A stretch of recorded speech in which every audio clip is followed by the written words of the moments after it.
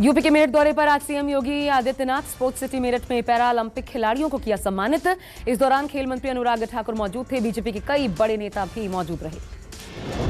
पश्चिम UP में अखिलेश यादव की हुंकार। मुजफ्फरनगर के बुढ़ाना में कश्यप महासम्मेलन को किया संबोधित। कहा, आज महंगाई आसमान छू रही है, हवाई जहाज तो दूर, बाइक चलाना भी मुश्किल। जनता यूपी से बीजेपी को भगाने का मन बना चुकी है। गृह मंत्री अमित शाह कल से 2 दिन के यूपी दौरे पर रहेंगे। इस दौरान शाह आजमगढ़, जौनपुर और बस्ती में अलग अलग कार्यक्रमों में शिरकत करेंगे। तो वहीं पीएम मोदी के भी इसी महीने 16 नवंबर को पूर्वांचल एक्सप्रेसवे का उद्घाटन करने का कार्यक्रम है। उत्तराखंड चुनाव में सियासत गरमाने के लिए 11 से 30 नवंबर तक होंगे केंद्र नेताओं के धुआंधार दौरे। 15 को आएंगे जेपी नड्डा। आतंकवादी संगठन आईसिस और बोको हरम से हिंदुत्व की तुलना करने पर फंसे सलमान खुर्शीद के खिलाफ दिल्ली पुलिस में शिकायत दर्ज।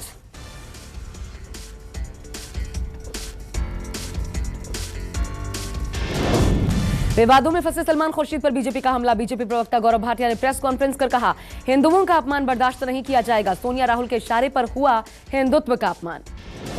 विवादों के बीच सलमान खुर्शीद बोले, सवाल उठाने वाले कुछ लाइनें नहीं, पूरी किताब पढ़ें। सलमान खुर्शीद ने कहा, मैंने विचारधारा के लिए बोला, हिंदुओं के बारे में कुछ नहीं बोला। बीजेपी नेता मोहित कंबोज ने नवाब मलिक की नई फोटो ट्वीट की। ड्रग डीलर के साथ फोटो में नजर आ रहे हैं नवाब मलिक। कंबोज ने फोटो ट्वीट कर पूछा, ये कौन सा रिश्ता है। संघ प्रमुख मोहन भागवत आज से महाराष्ट्र के 4 दिनों के दौरे पर रहेंगे। इस दौरान भागवत संत नामदेव के गांव नरसी जाएंगे। इसके अलावा संघ प्रमुख 12 से 14 नवंबर तक औरंगाबाद के अग्रसेन भवन हॉल में मैराथन बैठकें करेंगे।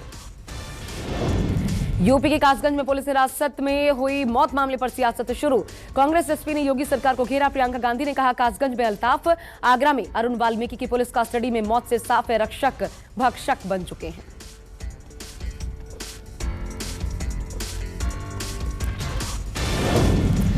तमिलनाडु के समुद्री तट से आज टकरा सकता है चक्रवाती तूफान। मौसम विभाग के मुताबिक चेन्नई में अगले 2 दिनों तक भारी बारिश का अलर्ट। तूफान के मद्देनजर राज्य के 9 जिलों में जारी किया गया रेड अलर्ट।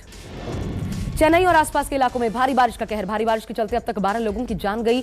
भारी बारिश से चेन्नई के कई हिस्सों में जल भराव। अशोकनगर इलाके में कई घर डूब गए।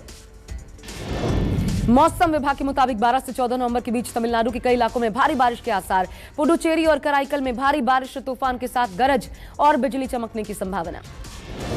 तमिलनाडु के मुख्यमंत्री एम के स्टालिन लगातार कर रहे हैं दौरा। चेन्नई के कोलाथुर और वेलिवक्कम के बारिश प्रभावित इलाकों का दौरा किया। अधिकारियों को राहत और बचाव कार्यों में तेजी लाने के भी निर्देश। दीपावली के 6 दिन बाद भी दिल्ली एनसीआर में प्रदूषण से राहत नहीं। आज भी वायु प्रदूषण के चलते पूरी तरह से नहीं दिख रहा अक्षरधाम मंदिर। ठंड बढ़ने के साथ ही दिल्ली एनसीआर में बढ़ रहा है वायु प्रदूषण। आज सुबह एयर क्वालिटी इंडेक्स 380 से ज्यादा। देश में कल के मुकाबले आज फिर कोरोना के केसेस में इजाफा। 24 घंटे में 13,091 मामले सामने आए। बीते एक दिन में 340 कोरोना मरीजों की मौत हुई। एक्टिव मरीजों का आंकड़ा 1,38,000।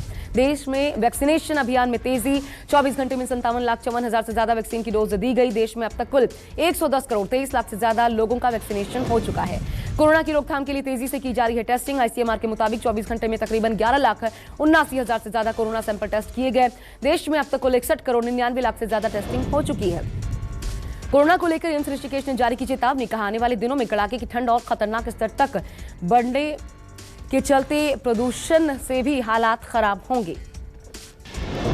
मुंबई में वैक्सीन का आंकड़ा 1.5 करोड़ के पार। पहला और दूसरा डोज मिलाकर कल शाम तक 1 करोड़ 50 लाख से ज्यादा लोगों को वैक्सीन लग चुकी है। कनाडा से दिल्ली आई मां अन्नपूर्णा की मूर्ति। 15 नवंबर को काशी विश्वनाथ मंदिर में मूर्ति की जाएगी स्थापित। 100 साल पहले भारत से अन्नपूर्णा की मूर्ति चोरी करके कनाडा ले जाई गई थी। यूपी के जौनपुर में रेल पटरी टूटने से हादसा। मालगाड़ी के 21 डिब्बे पटरी से उतरे। लखनऊ से वाराणसी जा रही थी ट्रेन। दिल्ली की बवाना में पुलिस मुठभेड़ के बाद गिरफ्तार राजेश बवानिया गैंग का शार्प शूटर रेंचो एक साथी भी गिरफ्तार हुआ। दिल्ली में कई केसेस रेंचो के खिलाफ दर्ज थे। रूसी राष्ट्रपति व्लादिमीर पुतिन दिसंबर में भारत आएंगे। दोनों देशों के बीच 6 दिसंबर को सालाना शिखर सम्मेलन बैठक होगी। Air defence system S-400, Covid और अफगानिस्तान मुद्दे पर होगी बात।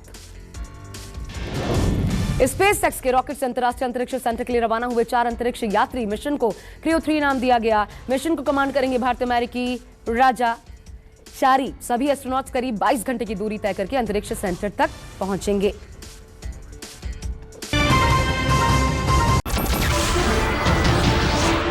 नमस्कार, मैं हूं मानक गुप्ता। अगर आपको हमारा ये वीडियो पसंद आया हो तो इसे लाइक और शेयर जरूर करें और हां, हमें सब्सक्राइब और फॉलो करना ना भूलें। ताकि आप देश और दुनिया की कोई खबर मिस ना करें। तो जुड़े रहिए हमारे साथ और देखते रहिए News 24।